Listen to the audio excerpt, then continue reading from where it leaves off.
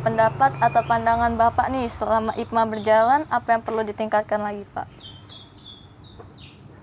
Yang perlu ditingkatkan sebenarnya sih kalau kita melihat semangat membaca, ya, semangat membaca. Gitu. Ini maaf ya, sangat penting sekali tuh semangat membaca. Ya. Jadi tanpa semangat membaca dan daya baca yang kuat, sukar kita maju. Ya, termasuk orang-orang atau pelajar-pelajar Jakarta perlu yang pertama kemampuan berbahasa perlu ya, kemampuan berbahasa. Yang kedua teknologi, ya. Bagaimana kalau ente pada nih nggak ngerti masalah komputer, nggak ngerti laptop, nggak ngerti ya hal-hal yang terkait dengan teknologi informasi. Jadi itu kalau di Jakarta teknologi informasi perlu dikuasai. Yang kedua bahasa. Yang ketiga ya tambahan lain yang paling penting yaitu masalah pelajaran agama. Dikuatkan akidah kita, jangan sampai terbawa arus. Untuk itu ya maka bisa ya secara bertahap kemampuan organisasi ditingkatkan.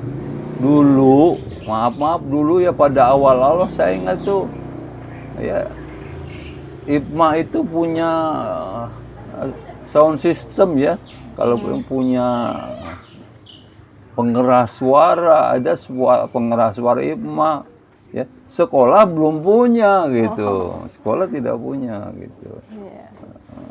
Jadi masalah sarana perlu ditingkatkan, tadi kemampuan baca dan semangat.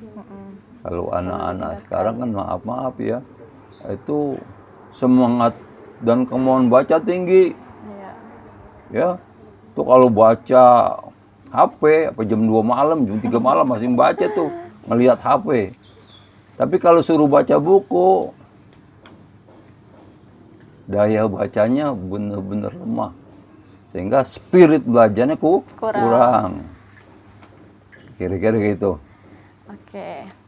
Adakah perbedaan organisasi IPMA yang dulu dan sekarang, Pak? Ya sangat berbeda. Ya, mengikuti Ya, zaman. sangat dulu dengan sarana apa adanya. Jadi peningkatannya adalah masalah ada namanya kegiatan organisasi ngumpulin pelajar-pelajar kumpul belajar pidato, belajar berorganisasi, belajar baris berbaris. Itu cuma sekitar itu, belum ada yang namanya kegiatan-kegiatan seperti sekarang ya.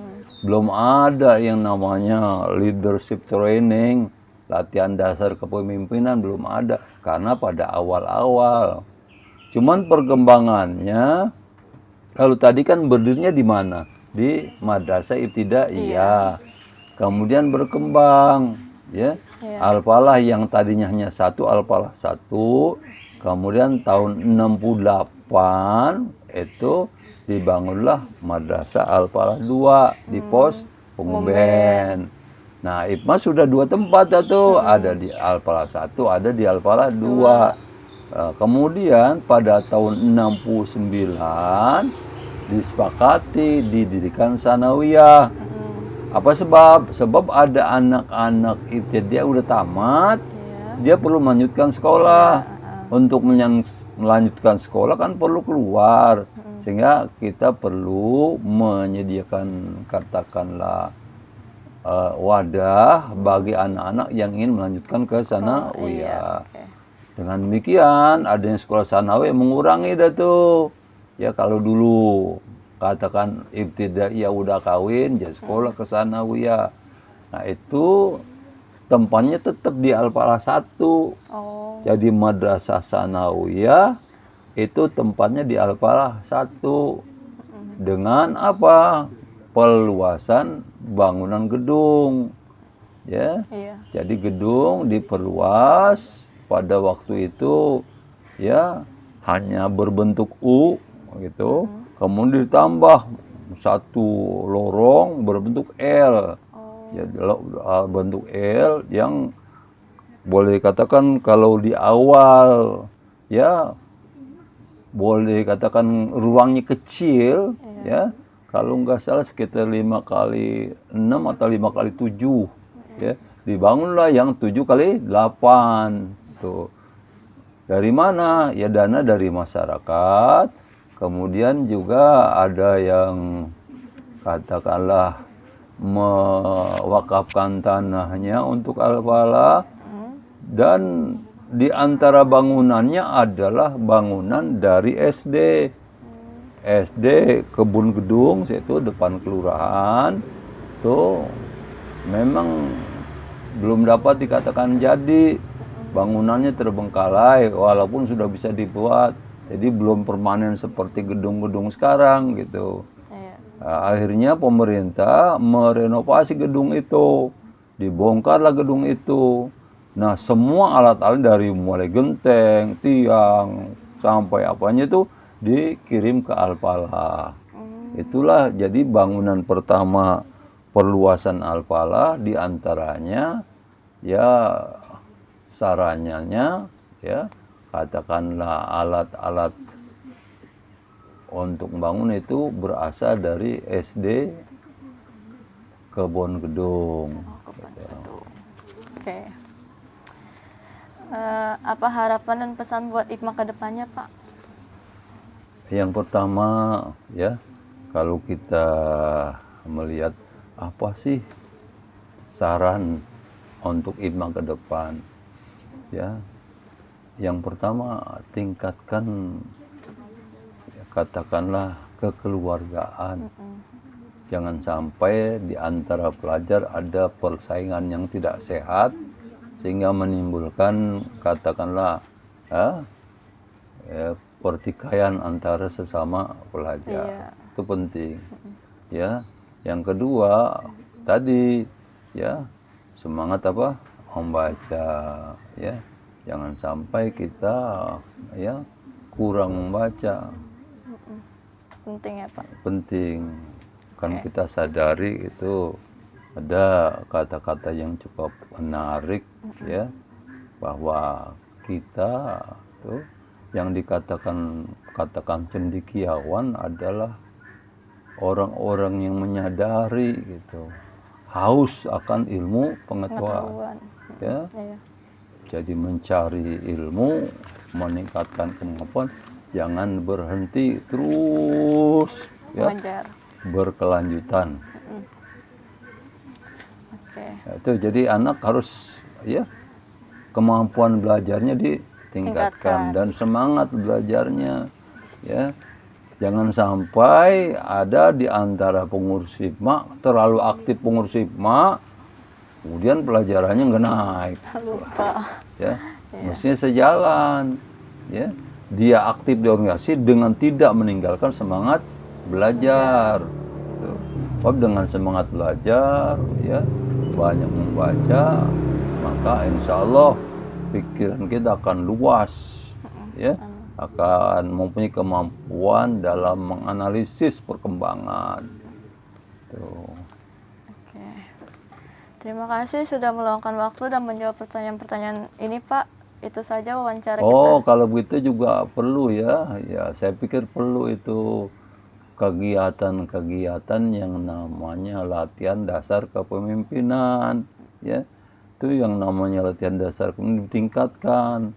Jadi termasuk saya melihat belakangan ini kan yang namanya LDK itu banyak model outbound doang ya, kegiatan-kegiatan luar apa, tapi kemampuan administrasi kurang. Bagaimana ya membuat surat dengan macam-macam surat ya, kemudian bagaimana cara memimpin organisasi, bagaimana berbicara dengan baik untuk ditingkatkan kemampuan berpidato. Kemudian di Al-Falah kan ada pelajaran bahasa Arab ya, ada pelajaran bahasa Inggris. Kalau tadi saya katakan perlu kemampuan berbahasa itu ditingkatkan mestinya, apalagi di aliyah dibentuk satu hari, ini hari bahasa Arab, nggak boleh pakai bahasa apa, bahasa Arab semua hari itu. Ini hari bahasa Inggris, nggak boleh ada bahasa lain. Tuh. Jadi dengan bikin orang terpaksa belajar bahasa, ya.